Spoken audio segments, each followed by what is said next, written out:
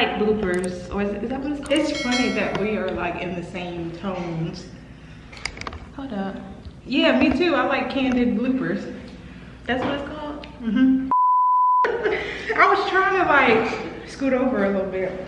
Scoot over, trying. Cause your camera's like more. Is it straight? Yeah. All right. You ready? Hey loves, welcome back to my channel. As you can see by the title, today we will be doing our military series, and this first video is going to be us talking about getting out of the military. Wow. So as you can see, I have a special guest with me. Hi guys. She goes by Ocean. Can you tell the people a little bit about yourself? So I also have a YouTube channel called Ocean Therapy, and make sure, if not anything, you go and follow both of us, okay? Yes, if you're period. seeing this, go follow both of us. Okay, so firstly, my name is Ocean. Yeah, I was a 42 in the military, US Army, and that is how I got to meet her. Yes, so we met in Fort Riley, Kansas, and I forgot what year was that. 2018? Yeah, something 2018. So I've been in for, just so you all know, I've been in for 5 years, and I just got out this last November, and you've been in for... I was in for 2 years before they let me go. No, I'm just kidding. I got injured. So we both, you got out in for 2, right? Mm-hmm. Okay, so we both were medically discharged out of the military. So I just want to put that out there. Yes, honorable. Honorable. So before we get into the content, the first thing I personally always say on my videos is to make sure you do your own research. We're gonna give you our tips and tricks and our different things that people didn't tell us when we got out, so that way you know and you don't have to do it alone. Yes. Okay, so the first topic that we are going to discuss is finding a job after the service. Yes. After getting out. So for me, when it came to getting a job, so let me backtrack. So I joined the military straight out of high school. I was probably 17 or 18 years old. I probably only had one or two other jobs before joining the military. So I pretty much went in right after high school. And I was pretty much, the military was all I knew. Like, I didn't really have a lot of experience with like civilian life. So when it came to finding a job for me after I got out, it was a little bit harder than I thought, because I thought, you know, after getting out, oh, I got this military service on my resume, so people should be hiring me right away. But no, hunty, that's not what happened. It took a few months for me to actually get a job, which I have a job now, but it took longer than I thought. So just for those of you who are like, you know, in the process of getting out, or are like just recently got out, just keep that in mind when it comes to getting a job. Like, you might not get a job right away. Yep. And so for me, I had a little bit of experience when it came to being in corporate America. Yeah. I joined super late. So I joined when I was like 24, late in the aspect that most of the people at my basic training were 17. So I was there as an old person trying to keep up with these 17-year-olds. And like, it was, I'm sorry, I joined when I was 26. What the heck am I saying? So it was really hard for me at first, but what I did was I utilized the USERRA law, which allows you to keep your job, and they'll allow you to go to the military for your first like contract for up to 5 years. And so I utilized that law, and I got really lucky because I ended up getting injured and having to come back earlier than I expected. And with that, I was able to return back to my job. But had I not had that option, I was out processed in 3 months. So I would have had to find a job in like 3 months flat. And I had a child, so like I really didn't have time to waste. So I got very lucky in that aspect. Yeah. So make sure when you are out processing that you have some sort of job lined up. They typically have like out processing like little classes where you can start applying to jobs on your post. But for us, it was just a transition. We're on 2 different sides of the spectrum. Yeah. Yeah. All right, so the next topic is VA benefits. Yes. When I thought of the VA, I thought of like this place, this forbidden place that I did not belong. Yeah. Just because we're so young that off gate people don't assume that we're military. No. So it was just a transition to even find out any information about the VA for me.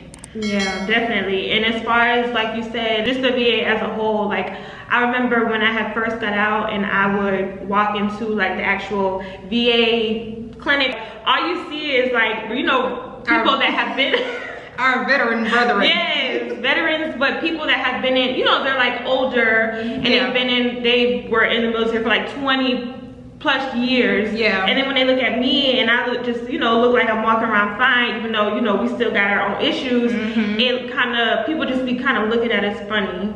Right. That's how I feel about walking in to the VA. Another key point is that, you know, most of the time you're not at the duty station of where you came from when you joined the military. And so, of course, when you're out processing, you get to pick where you want your last move to be, your last PCS home to be. Yeah. So you have to deal with the whole transition of changing all of your medical information, transitioning that over to the VA or to your primary care. And that transition alone, nobody told me anything about. They just put me in a meeting with someone from the VA representative and was like, yeah, so here you go.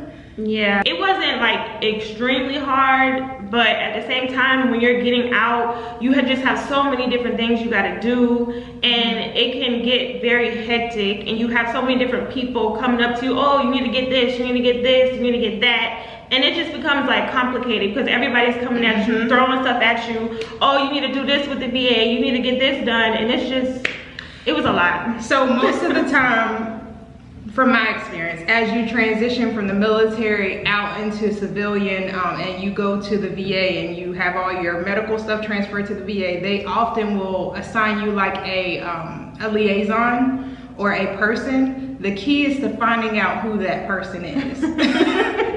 So I would really highly suggest to call up to the VA as soon as you transition and make it to where you are going to be living.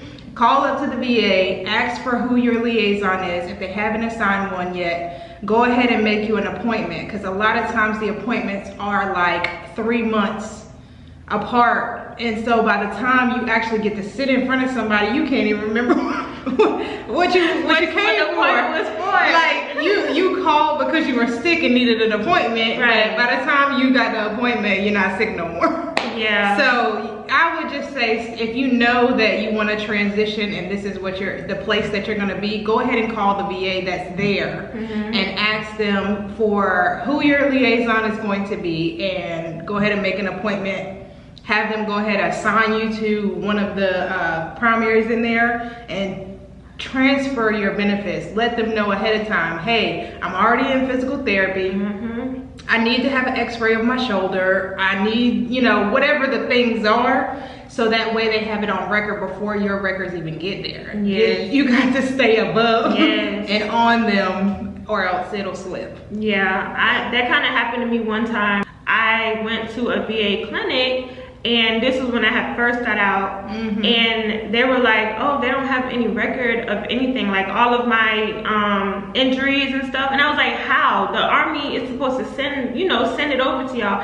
And they was like, oh no, we didn't get anything. So I had to, do it myself. If I could tell you anything about this whole medical stuff, before you leave your duty station, go to the deeds office, I think, on post, and ask for a printout. They have a form you can fill out with your name and all of your personal information, and they will print out a thick book of all your medical records. And that will be beneficial on 2 parts. It'll be beneficial to your VA for your medical history, and it'll also be beneficial for compensation.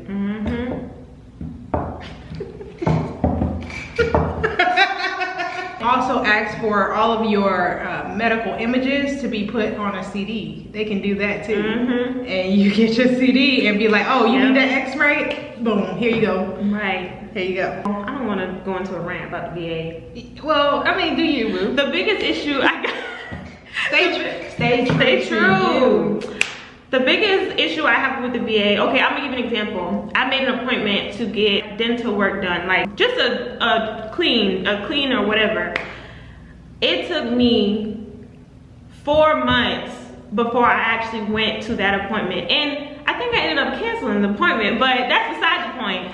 I ended up, they booked the appointment 4 months out. And I'm just like, are you serious? But that's just an example of like how kind of slow the VA is. So yeah, that's just another point I wanted to make. Your medical profile, your medical history is up to you.